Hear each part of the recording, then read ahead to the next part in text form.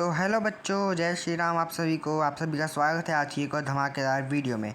तो इस वीडियो के अंदर हम जो आप लोगों का ये वाला क्वेश्चन सॉल्व करने वाले हैं। देखते हैं इस क्वेश्चन के अंदर ऐसा क्या है जिससे बच्चे डर रहे हैं, हम भी देखते हैं। ठीक है, तो देखिए यहाँ पे पहला क्वेश्चन हमें क्या बोल रहा है, x² - 2x - 8। सबसे पहले देखो, आपको पहले क्वेश्चन बताने लग गया।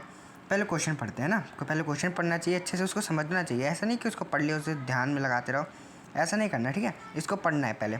निम्नलिखित द्विघात बहुपद के शून्य ज्ञात करिए। ये मैं सोचा पढ़ रहे हो, इसको समझ रहे हो। ठीक है, ऐसे समझो। ये यानी कि आपको एक द्विघात बहुपद दिया हुआ है, उसके आपको शून्य ज्ञात करने हैं। शून्य यानी कि उसके ज़ीरोज़। अभी शून्य क्या बोला है, देखो अगर आप ये समझ रहे हो कि शून्य होता क्या है, तो मैं आपको बोल दूँ, यार 9th में आपको पढ़ना चाहिए था ना अच्छे से। 9th में भी आपका शायद ये दूसरा तीसरा चैप्टर था, लेकिन था आपका ज़रूरी इसमें। तो ठीक है, कोई नहीं, मैं अच्छे से समझा दूंगा। बेसिकली शून्य हमारे क्या होते हैं, एक सेकंड यार, एक सेकंड आपको अच्छे से समझाता हूँ। देखो जैसे कि यहाँ पर मैं आपको एक समीकरण दिखाता हूँ। समीकरण है हमारे पास x + y बराबर में 0 है ना। मैं आपको बस याद दिला रहा हूँ। तो ऐसे में हमारा जो x का शून्य क्या निकलेगा, तो हम लिख सकते हैं कि x बराबर इसको -y लिख सकते हैं ना। यानी कि अगर हम x की जगह, यानी कि इसका समीकरण का जो शून्यक है वो क्या है, माइनस का y है। माइनस का y कैसे, अगर हम यहाँ पर x की जगह पर, सॉरी इसमें अगर हम x की जगह पर माइनस का y पुट करते तो पूरे का आंसर क्या आ जाएगा, 0 आ जाएगा। कैसे आ जाएगा, -y फिर प्लस का y, प्लस का है वाला y, तो बराबर में ये कैंसिल हो जाएगा, बचेगा क्या हमारा 0।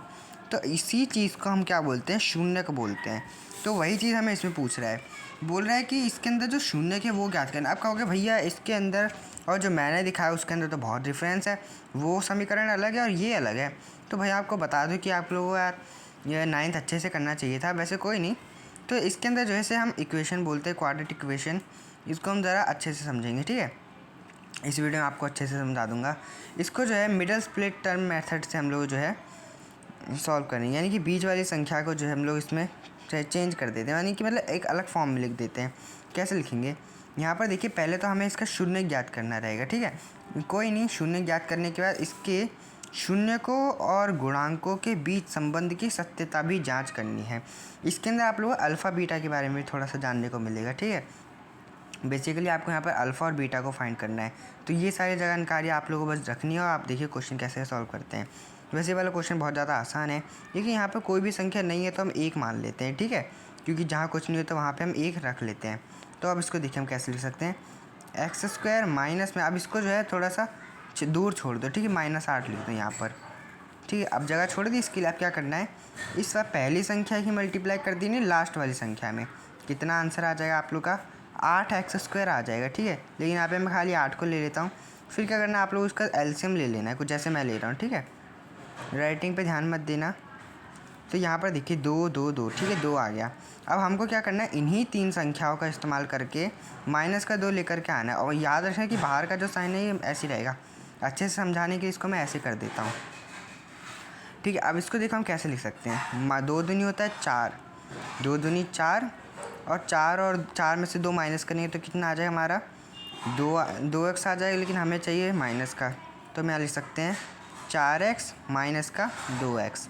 अब यहाँ पर देखिए हमारा अंदर आ जाएगा प्लस का 2x, बाहर मल्टीप्लाई करके माइनस का बन जाएगा। तो हम लिख सकते हैं x², फिर हो जाएगा -4x। ठीक है, और फिर माइनस माइनस होता है हमारा प्लस, तो ये हो जाएगा हमारा 2x। ठीक है, इस तरह से हो जाएगा -8। अब यहाँ पर देखिए एक हमारा जोड़ा यहाँ बन रहा है और एक हमारा जोड़ा यहाँ बन रहा है। इसके अंदर देखिए कॉमन कैसे लेते हैं, कॉमन यानी कि x² है। जैसे x² का क्या मतलब होता है, x² का मतलब होता है हमारा x × x है ना, और फिर -4x है, यानी कि -4 × x। अब यहाँ पर ऐसी कौन सी संख्या जो रिपीट हुई है, यहाँ पर देखिए x है जो बार बार रिपीट हुआ है, एक इधर आया है, फिर इधर आया है, फिर इधर आया है। तो हम यहाँ पर x को कॉमन ले लेते हैं। ठीक है, यानी कि x क्या हो गया हमारा, कॉमन हो गया। छोटी मोटी चीज़ें हैं ऐसे। इसके अंदर देखिए क्या है, x है। ठीक है, इसके अंदर थोड़ा मैंने खोल के आपको दिखाया इन संख्याओं को, संख्या पूरी यही है, इधर भी संख्या यही, बस इसे थोड़ा बांध रखा है। x × x को यहाँ पर x² लिखा हुआ है और 4 × x यानी कि 4 गुणा x को 4x लिखा हुआ है। ठीक है, ताकि ऐसे छोटा पड़ता है। ठीक है, तो यहाँ पर देखिए x कॉमन हो जाएगा। तो x अगर हम कॉमन लेते हैं, एक चीज़ याद रखना, अगर हम कोई संख्या कॉमन ले रहे हैं तो ऐसे ब्रैकेट बन जाता है। फिर अंदर जैसे कोई मान लो क्यूब है, जैसे कोई संख्या क्यूब में है, इसके अंदर से हमने x कॉमन ले लिया, तो x अगर हम रखेंगे तो अंदर हमारा एक x कम हो जाएगा, यानी कि एक्स स्क्वायर बचेगा। ठीक है, ऐसे ही मान लो अगर हमारा एक्स स्क्वायर है और हमने उसे कॉमन ले लिया तो आज हो जाएगा, हम इसको ऐसे लिख देते हैं। ठीक, इस तरह से लिख देते हैं। वैसे अगर यहाँ पर एक्स स्क्वायर और एक एक्स अगर हमने बाहर ले लिया तो एक एक्स हमारा अंदर रह जाएगा, और माइनस में अब क्योंकि हमारा देखो, आप देखो कॉमन बात देखो, यहाँ पर x इंटू एक्स करेंगे तो एक्स स्क्वायर आ जाएगा। यहाँ पर 4 है तो पहले 4 रख देते हैं। अब 4 के अंदर क्या हम x लगाएं, क्योंकि अगर हमने यहाँ x लगाया तो x इंटू एक्स तो 4x स्क्वायर हो जाएगा ना, जबकि हमें तो 4x को लिखना है इस तरह से, तो हम इसको इतना ही छोड़ देते हैं। ठीक है, ऐसे मल्टीप्लाई करके भी आप चेक कर सकते हो। अब प्लस का साइन है तो हम यहाँ प्लस डाल देंगे, इसके अंदर से कॉमन लेते हैं। 2 कॉमन है, यहाँ 2 आ जाएगा। क्यों 2 क्यों कॉमन है, देखो 2 जो है इस यहाँ पर देखो कैसी संख्या है जो इसे भी काटे और इसे भी काटे, क्योंकि x तो बस इधर ही है, x तो कॉमन आएगा नहीं। तो यहाँ पर संख्याओं में देखते हैं, फिर इधर देखो कुछ कॉमन नहीं था, संख्या खाली x कॉमन था। ठीक है, तो इधर 2 कॉमन है, क्योंकि 2 से ये भी कट जाएगा और ये भी कट जाएगा, तो हमने 2 को ले लिया। अब 2 से इसको काटेंगे तो आएगा 1, और 1 को हम खाली x मान लेते हैं, एक x को x और 1 भी रख सकते हो। माइनस में 8 को हम लोग क्या लिख सकते हैं, 4 लिख सकते हैं। क्यों 4 लिखेंगे, क्योंकि 4 पे कटेगा ना, काटना नहीं है सच में, मैं आपको समझाने के लिए बोल रहा हूँ। अब देखिए यहाँ भी 1 लगा देता हूँ। अगर आप लोग के ऐसे मतलब सॉल्व करते टाइम यहाँ भी आंसर 1 सा है और यहाँ भी आंसर 1 सा है, यानी कि समझ लेना आपकी इक्वेशन सेम चल रही है। तो यहाँ पर एक तो हम इन दोनों संख्याओं को ले लेते हैं। कैसे, हम ले लेते हैं x + 2, ठीक है, और एक हम इस संख्या को ले लेते हैं, हो जाएगा हमारा x - 4। ठीक है, अब इसको देखिए, हम इसको लिख सकते हैं x + 2 बराबर में 0, यहाँ लिख सकते हैं हम x - 4 बराबर में 0। तो यहाँ पर x इधर वाली वैल्यू हमारी अल्फ़ा कही जाएगी और इधर वाली वैल्यू हमारी बीटा कही जाएगी। तो x की वैल्यू हमारी कितनी आ जाएगी, -2, और यहाँ पर x की वैल्यू कितनी आ जाएगी हमारा 4। अब अल्फ़ा हमारा इस तरह से क्या मान सकते हैं, -2, और बीटा हम क्या मान सकते हैं यहाँ पर 4। अब अगर आप लोग क्वेश्चन पर ध्यान दो तो क्वेश्चन में बोला था कि शून्य ज्ञात करें तथा शून्य हमें मिल चुके हैं, तथा शून्य को और गुणांकों के बीच के संबंध की सत्यता भी जांच करनी है। यानी कि देखो यहाँ पे शून्य को का जो योग कितना होता है, 1 सेकंड में लिख देता हूँ ना। देखिए थोड़ी सी मैजिकल वाली चीज़ भी आपको लगेगी। देखिए कैसे करते हैं, यहाँ पर शून्य को का योग कितना होता है हमारा, यानी कि अल्फ़ा प्लस बीटा, योग मतलब जोड़ना होता है ना, तो प्लस लगा दिए। ठीक है, बराबर में होता है हमारा -b/a। अब b क्या है हमारा, इसके अंदर आप देखो b हमारा ये, देखो इसके अंदर a हमारा 1 है, ये आपको पता ही होगा है ना। हाँ ये रहा ना, देखिए यहाँ पर हमारा a क्या है, हमारा 1 है, b क्या है हमारा -2 है, और c क्या है हमारा -8 है। अब आप समझिए ना, 9th में आपने पढ़ा था इसको। ठीक है, तो ये चीज़ आप लोगों को याद रखनी होती है, इस राइटिंग पे ध्यान मत देना।